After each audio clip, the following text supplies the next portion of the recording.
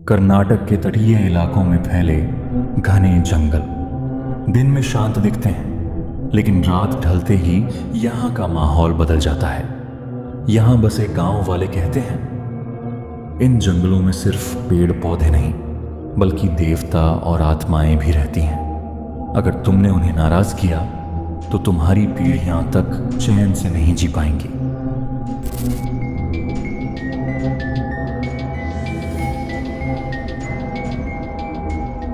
बहुत साल पहले कांतारा का शासक बीमार पड़ा। उसने जंगल के देवता से मन्नत मांगी। अचानक चमत्कार हुआ, वो पूरी तरह स्वस्थ हो गया। आभारी होकर राजा ने जमीन का एक बड़ा टुकड़ा गांव वालों को सौंप दिया। लेकिन यह सौदा साधारण नहीं था। ये पूजा, अग्नि और शपथ के साथ किया गया। राजा ने कहा, यह जमीन तुम्हारे पास रहेगी, पर असली मालिक।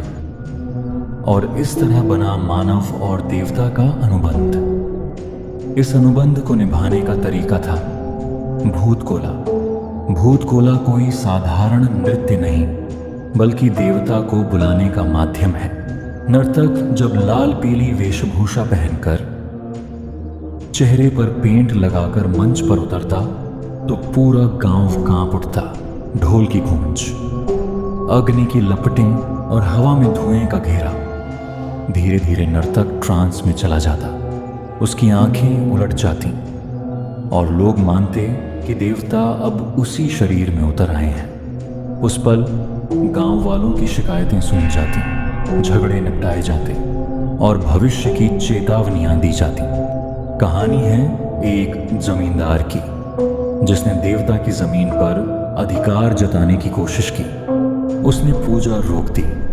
थोड़े ही दिनों में उसका पूरा परिवार अजीब बीमारी से मर गया। दूसरी कहानी एक लकड़हारे की है। उसने बिना पूजा किए पेड़ काटा। अगले दिन उसकी लाश पेड़ पर लटकी मिली। उसकी आंखें बाहर निकली हुई थीं, जैसे उसने मौत को सामने देखा हो। गांव के बुजुर्ग कहते हैं, देवता कभी सीधे नहीं मारते, पहले वो चेतावनी देते हैं। ढोल बजता है, हवा भारी हो जाती है, और अगर तब भी इंसान नहीं रुके तो फिर उसका अंत निश्चित है। कांतारा के जंगल रात में अजीब लगते हैं। कभी बिना वजह ढोल बजने लगता है, कभी खेतों में लाल धुंध दिखाई देती है, कभी अचानक ठंडी हवा चलती है और कानों में किसी की फुसफुसाहट सुनाई देती है। एक औरत ने कहा, मैंने जंगल में एक लंबा आदमी देखा। उसका शरीर इंसान का था, पर चेहरा लाल रंग से ढका हुआ था।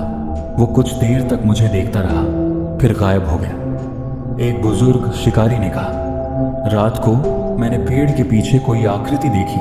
उसने कहा, यह जमीन मेरी है। मैं भागा, पर आज तक मेरी नींद गायब है। भूतकोला को केवल पूजा कहना गलत होगा। ये इंसान और देवता का जीवित अनुबंध है। कहा जाता है, नर्तक के शरीर से देवता बोलते हैं। कई बार नृत्य करते करते नर्तक अचानक जमीन पर गिर जाते।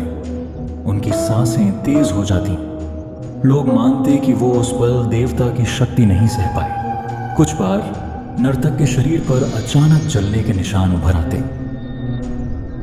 हालांकि उनके पास कोई आग भी नहीं होती। फिर भी गांव वाले इसे देवता का संकेत मानते। समय बदला। गांवों में बिजली आई, सड़कें बनी, लेकिन कांतारा की मान्यताएं अब भी जिंदा हैं। आज भी गांव वाले जंगल से लकड़ी लेने से पहले पूजा करते हैं। खेत जोतने से पहले देवता की आराधना करते हैं। उनका विश्वास है, ये जमीन हमारी नहीं, देवता की है। हम तो बस किराएदार हैं। स्थानीय लोग कहते हैं, अगर कोई इस अनुबंध को तोड़ेगा तो देवता सिर्फ उस इंसान को नहीं, बल्कि उसकी आने वाली पीढ़ियों तक को सजा देंगे। कांतारा के लोग आज भी अजनबियों को चेतावनी देते हैं, अगर रात में जंगल से ढोल की आवाज आए तो मत जाना। अगर खेत में लाल धुंध उठे तो मत ठहरना। और अगर भूतकोला के दौरान नर्तक की आंखें तुम्हें घूरें तो नीचे देख लेना, क्योंकि लोग कहते हैं उस पल देवता इंसान नहीं देख रहे होते, बल्कि सीधे तुम्हारी आत्मा को देख रहे होते हैं।